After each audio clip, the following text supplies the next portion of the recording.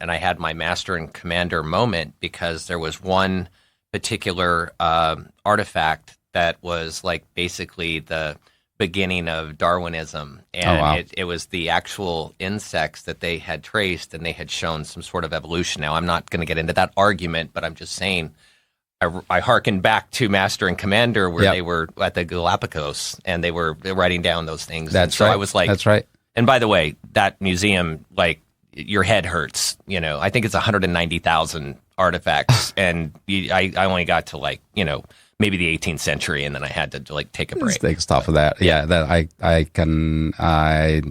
don't know how I would go through that much. I have 70,000 words or so in this book, and that hurts my head too. Yeah. But that's another example of how much we can learn from sailors as product managers, as entrepreneurs, as leaders in an organization.